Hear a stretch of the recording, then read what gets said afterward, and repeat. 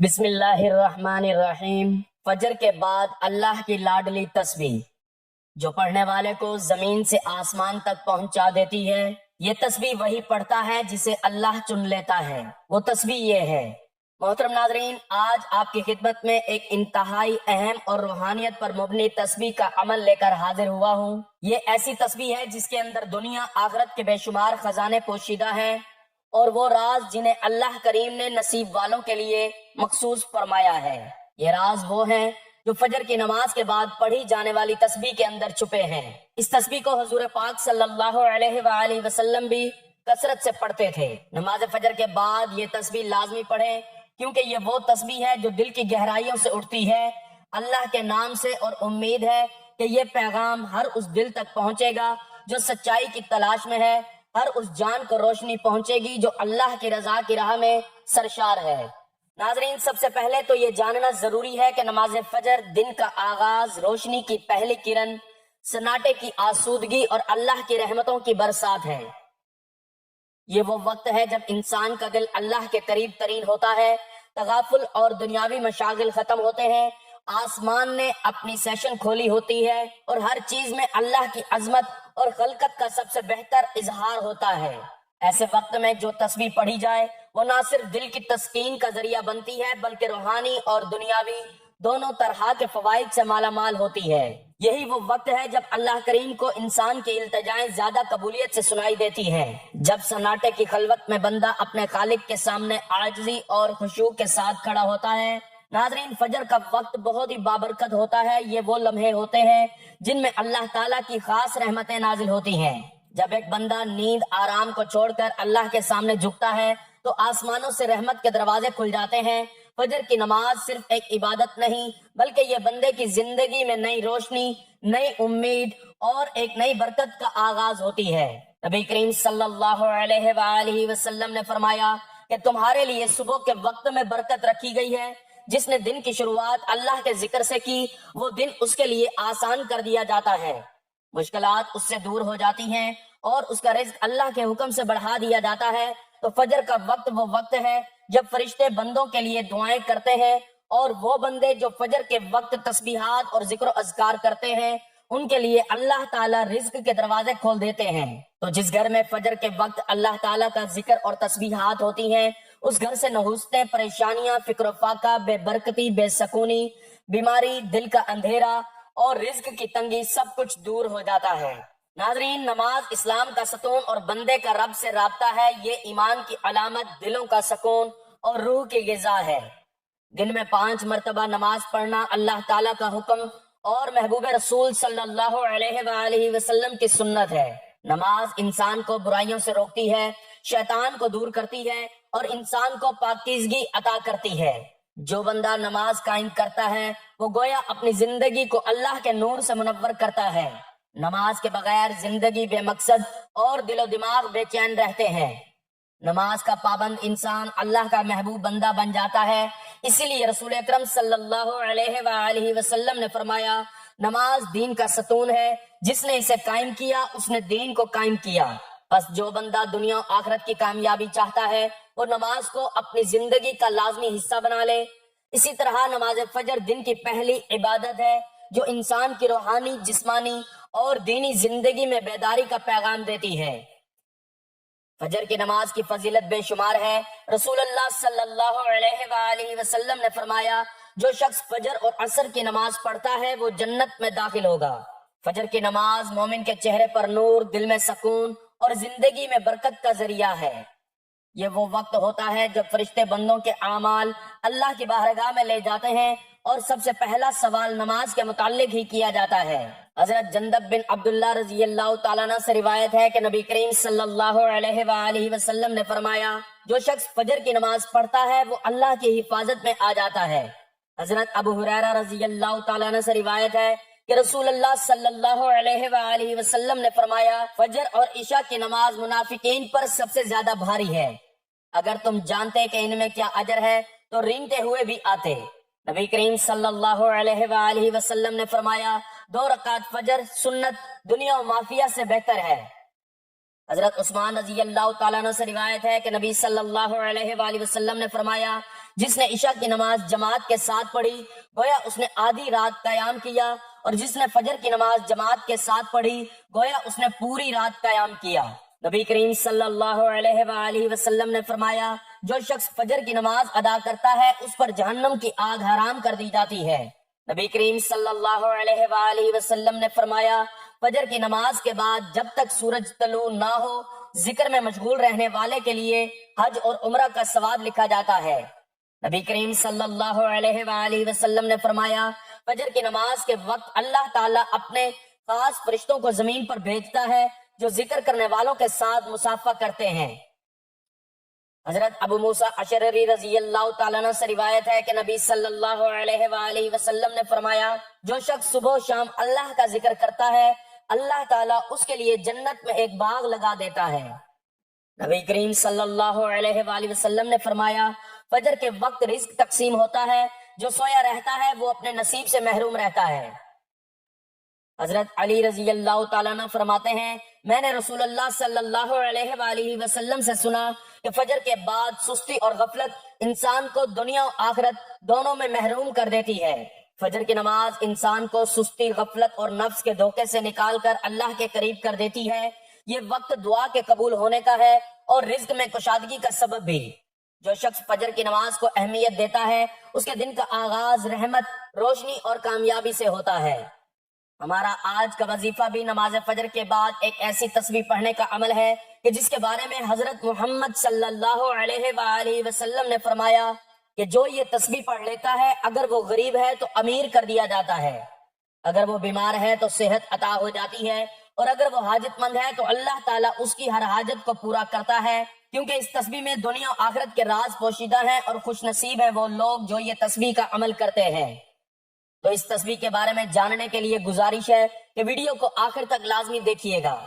اب آتے ہیں اس تسبیح کی طرف جسے نبی کریم صلی اللہ علیہ وآلہ وسلم خود فجر کے بعد پڑھتے تھے۔ یہ وہ تسبیح ہے جس میں دنیا و آخرت کے خزانے پوشیدہ ہیں۔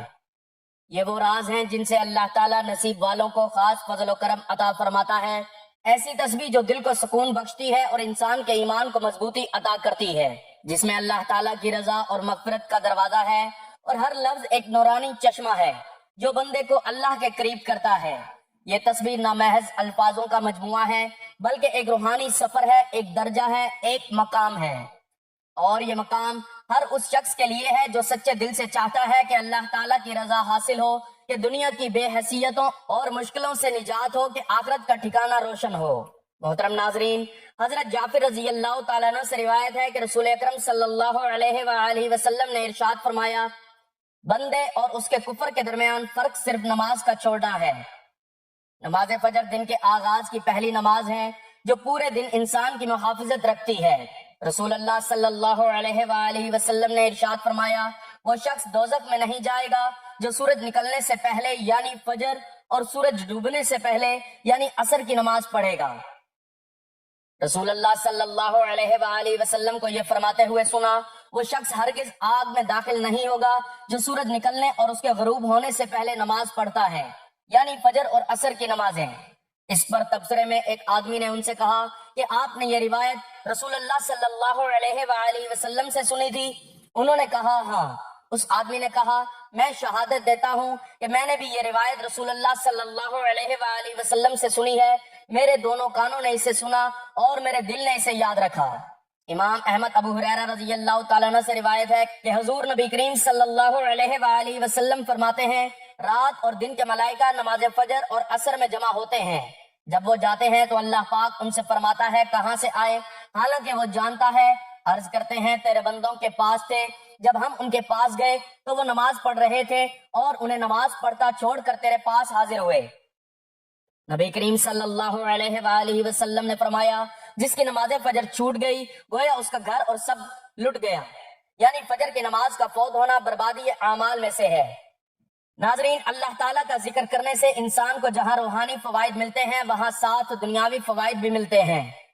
قرآن و حدیث میں واضح طور پر ذکر کیے گئے ہیں، یعنی تسبیح اللہ کی ایک اہم عبادت ہے جو انسان کو اللہ پاک کے قریب لے جاتی ہے اور اس کے دل میں اطمینان اور سکون پیدا کرتی ہے۔ اللہ پاک قرآن پاک میں فرماتا ہے، سن لو، اللہ تعالیٰ کے ذکر سے دلوں کو سکون ملتا ہے۔ تو یہ تسبیح پڑھنا انسان کو سکون اور اطمینان دیتا ہے۔ جب انسان اللہ پاک کے ذکر میں مشغول ہوتا ہے تو وہ دنیاوی پریشانیوں سے دور ہو کر اللہ پاک کی طرف متوجہ ہوتا ہے، جس سے دل میں سکون آتا ہے۔ جو لوگ اللہ پاک کا ذکر کرتے ہیں یعنی تسبیح کو پڑھتے ہیں تو اللہ پاک ان کے گناہوں کو معاف کر دیتا ہے۔ اللہ پاک فرماتے ہیں، میرے بندو میرا ذکر کرو میں تیرا ذکر کروں گا۔ تسبیح پڑھنے سے اللہ تعالیٰ سے مانگی گئی دعا قبول ہوتی ہے۔ حضرت ابو ہریرہ رضی اللہ تعالیٰ عنہ سے مروی ہے، جو شخص اللہ کا ذکر کرتا ہے یعنی تسبیح پڑھتا ہے تو اللہ اس کی دعائیں قبول کرتا ہے اور اسے مشکلات سے نجات دیتا ہے۔ اللہ پاک کے ذکر سے انسان کی دعائیں قبول ہوتی ہیں اور وہ اپنی مشکلات سے نکلنے میں کامیاب ہو جاتا ہے۔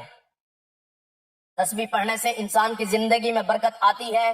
جو شخص صبح و شام اللہ کا ذکر کرتا ہے اس کی روزی میں برکت ہوتی ہے۔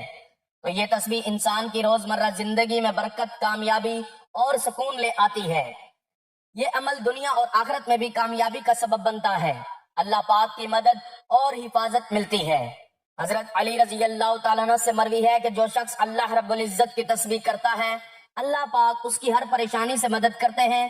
اللہ کا ذکر انسان کو شیطانی شر سے محفوظ رکھتا ہے اور اللہ پاک کی مدد کی ضمانت بھی فراہم کرتا ہے۔ اگر آپ چاہتے ہیں کہ اللہ پاک آپ کو دونوں جہانوں میں عزت و کامرانی عطا فرمائے، کبھی کسی کے محتاج نہ ہو، کبھی کسی کے سامنے ذلت اور رسوائی کا سامنا نہ کرنا پڑے، دشمنوں سے، حاسد سے ہمیشہ محفوظ رہے، تو آپ یہ تسبیح پڑھیں جسے نبی پاک صلی اللہ علیہ وآلہ وسلم بھی پڑھتے تھے کہ جس کے پڑھنے سے دنیا اور آخرت کے چھپے خزانے مل جاتے ہیں۔ اس تسبیح سے انشاءاللہ دونوں جہانوں میں عزت و کامرانی آپ کا مقدر بن جائے گی، کامیابی آپ کے قدم چومے گی انشاءاللہ۔ جب کبھی کوئی اپنی زندگی کو سمجھنے کی کوشش کرتا ہے تو اسے اس حوالے سے مختلف قسم کے آراء سننے کو ملتے ہیں۔ اللہ تعالیٰ نے قرآن مجید میں اس حوالے سے بہت ہی واضح اور خوبصورت باتیں ارشاد فرمائی ہیں۔ اللہ تعالیٰ سورۃ مومنون میں ارشاد فرماتے ہیں، تو کیا تم نے سوچ لیا کہ بے شک ہم نے پیدا کیا تمہیں بے مقصد ہی اور بے شک ہماری طرف تم نہیں لوٹائے جاؤ گے۔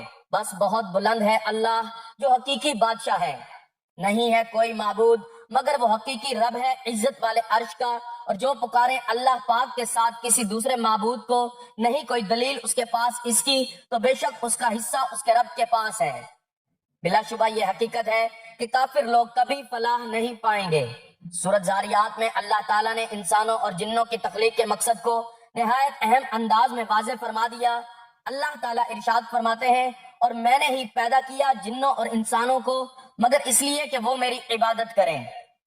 تمام آیات پر غور و فکر اور تدبر کرنے کے بعد یہ بات سمجھ میں آتی ہے کہ تخلیق انسانیت کا مقصد در حقیقت اللہ تعالیٰ کی معرفت حاصل کرنا، اس کی بندگی اور عبادت کو بجا لانا ہے۔ ان عبادات کو بجا لانے کے مختلف طریقے کتاب و سنت میں مذکور ہیں، جن میں انتہائی خوبصورت اور آسان طریقہ اللہ تبارک و تعالیٰ کا مسلسل ذکر ہے۔ ذکر الہی انوار کی کنجی ہے، بصیرت کا آغاز ہے اور جمال فطرت کا اقرار ہے، اصول علم کا جال ہے، یہ تماشا گاہ ہستی کی جلوہ آرائی اور حسن آفرینیوں کا اقرار ہے۔ ذاکر کے ذکر میں، زاہد کی فکر میں خالق کائنات کی جھلک نظر آتی ہے۔ ذکر الہی دراصل خالق حقیقی سے رابطے کی شکل ہے۔ محترم ناظرین، آج ہم گناہوں کے سمندر میں غرق ہیں، قدم قدم پر رب کریم کی نافرمانیاں کر رہے ہیں۔ ہماری صبح، ہماری شام، ہماری رات مصیبتوں سے آلودہ ہے۔ شیطان کے چنگل میں پھنس کر ہم اپنے رحیم و مہربان پروردگار کی بغاوت کے مرتکب ہو رہے ہیں۔ دنیا کی محبت نے ہمیں آخرت سے غافل کر رکھا ہے۔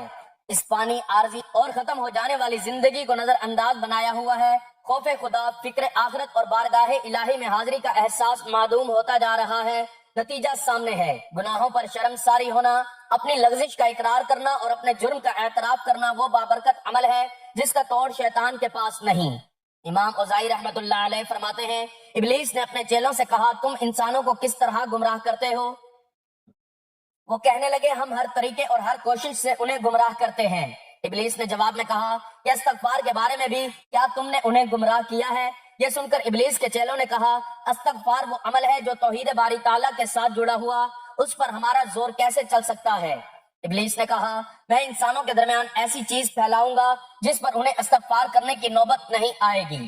امام اوزائی رحمت اللہ علیہ فرماتے ہیں، شیطان نے انسانوں میں خواہشات، تمناؤں کو پھیلایا جسے کوئی گناہ نہیں سمجھتا اور اس پر استغفار بھی نہیں کرتا۔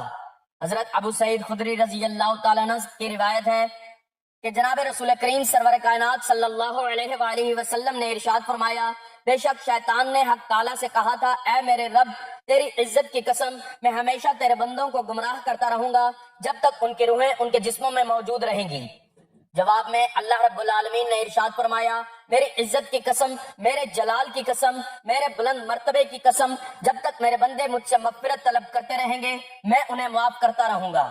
تو ناظرین محترم، وقت کی نزاکت کو مد نظر رکھتے ہوئے چلتے ہیں وظیفے کی جانب۔ آپ کو بتاتے ہیں وہ تسبیح جو نماز فجر کے بعد پڑھنی ہے، جسے حضور صلی اللہ علیہ وآلہ وسلم بھی نماز فجر کے بعد پڑھا کرتے تھے، کہ جس میں دنیا اور آخرت کے قیمتی خزانے چھپے ہیں، بہت سے راز پوشیدہ ہیں اور نصیب والے ہی یہ تسبیح پڑھ سکتے ہیں۔ اپنے کسی مقصد کے لیے، کسی بھی مشکل یا پریشانی سے نکلنے کے لیے، خاص طور پر اللہ پاک کی فوری مدد حاصل کرنے کے لیے، راستے سے ہر رکاوٹ فوراً دور کرنے کے لیے، ہر ناممکن کام کو ممکن کرنے کے لیے، غرض اس تسبیح کو کسی بھی حاجت کے لیے پڑھنا ہے تو سب سے پہلے آپ نے نماز فجر ادا کر لینی ہے، اس کے بعد درود پاک پڑھ لینا ہے۔ ثواب کے طور پر ایک مرتبہ میرے ساتھ بھی درود پاک پڑھ لیجئے۔ اللہم صلی علی محمد وعلی آل محمد کما صلیت علی ابراہیم وعلی آل ابراہیم انک حمید مجید۔ اللہم بارک علی محمد وعلی آل محمد کما بارکت علی ابراہیم وعلی آل ابراہیم انک حمید مجید۔ درود پاک پڑھنے کے بعد آپ نے اپنے مقصد کی نیت کرنی ہے، اور جب آپ نیت کر لیں تو فوری طور پر آپ نے اعوذ باللہ من الشیطان الرجیم بسم اللہ الرحمن الرحیم پڑھ کر وظیفے کا آغاز کرنا ہے، اور سب سے پہلے اللہ پاک کے ناموں کی تسبیح شروع کر دینی ہے، اور اللہ پاک کے یہ تین نام یا اللہ، یا رزاق، یا وہاب، ان کا ورد شروع کر دینا ہے، اور ان تینوں ناموں کو 101 مرتبہ پڑھنا ہے۔ حضرت علی رضی اللہ تعالیٰ عنہ سے مروی ہے کہ اگر تم پریشان ہو تو اللہ کے نام کا ذکر کثرت سے کیا کرو یا تسبیح کرو، تو اللہ پاک اس کی تمام مشکلات آسان کر دیتا ہے۔ اس لیے یا اللہ، یا رزاق، یا وہاب ذکر پڑھتے رہے۔ اللہ پاک کے یہ تینوں ناموں کا ذکر کرنے کے بعد آپ نے آج کے عمل کی تسبیح پڑھنی ہے، جو عمل کی ریڑھ کی ہڈی ہے۔ آپ نے سبحان اللہ و بحمدہ، سبحان اللہ العظیم و بحمدہ استغفر اللہ، سبحان اللہ و بحمدہ، سبحان اللہ العظیم و بحمدہ استغفر اللہ کو پڑھنا ہے۔ یہ وہ کلمات ہیں جو نبی کریم صلی اللہ علیہ وآلہ وسلم نماز فجر کے بعد کثرت سے پڑھا کرتے تھے۔ ان کلمات میں اللہ کی پاکیزگی کا ذکر، اس کے شکر کی علامت، بخشش کی درخواست ہے۔ اس کی مکمل ایک تسبیح پڑھنی ہے، یعنی پورے 100 دفعہ آپ نے ان کلمات کی تسبیح پڑھنی ہے۔ اس کے بعد آپ نے قرآن پاک کی ایک بہت ہی مختصر اور جامع سورت یعنی کہ سورۃ الکوثر 3 مرتبہ پڑھنی ہے۔ بسم اللہ الرحمن الرحیم، انا اعطیناک الکوثر فصل لربک وانحر ان شأنک هو الابتر۔ 3 مرتبہ سورۃ کوثر کو پڑھنے کے بعد آپ نے اتنا ہی درود پاک پڑھ لینا ہے جتنا وظیفہ شروع کرنے سے پہلے پڑھا تھا۔ یہ عمل بہت ہی کمال کا عمل ہے، بہت ہی مجرب وظیفہ ہے۔ آپ نے اس کو نماز فجر کے بعد لازمی پڑھنا ہے۔ اس تسبیح کو پڑھنے کا معمول بنا لیں۔ اس تسبیح میں دنیا اور آخرت کے راز پوشیدہ ہیں۔ فیصلے آپ کے حق میں ہوں گے، جیسا آپ چاہیں گے ویسا ہوگا۔ اللہ تعالیٰ آپ کی خواہشات پر کن کا حکم فرما دے گا، آپ کی ہر حاجت، ہر مراد کو پورا فرما دے گا۔ ناظرین محترم، یہ چھوٹی چھوٹی تسبیحات ہیں، ان پر خود بھی عمل کریں، اپنے گھر والوں کو، دوست احباب کو بھی ان کے متعلق بتائیں، تاکہ ان کو پڑھنے سے دنیا اور آخرت کا فائدہ حاصل ہو، اور جو فوائد آپ کو ہوں گے انشاءاللہ خود بھی اپنی نظروں سے دیکھیں گے، اور دنیا بھی دیکھ کر حیران رہ جائے گی، اور اللہ تعالیٰ آپ کو آخرت میں اتنا اجر دیں گے جو بیان کرنے سے باہر ہے۔ اللہ تعالیٰ ہم سب کو استغفار کرنے کی توفیق عطا کرے، اور ہمیں ان لوگوں میں شامل کرے جن پر ان کا خاص کرم ہے۔ اللہ تعالیٰ میرا سنانا اور آپ کا سننا اپنی بارگاہ میں قبول و منظور فرمائے، آمین۔ ناظرین، گزارش ہے کہ اللہ تعالیٰ کے 99 ناموں میں سے کوئی ایک نام لکھ کر کمنٹس میں ضرور شیئر کریں۔ اللہ تعالیٰ ہم سب کا حامی و ناصر ہو، آمین، جزاک اللہ۔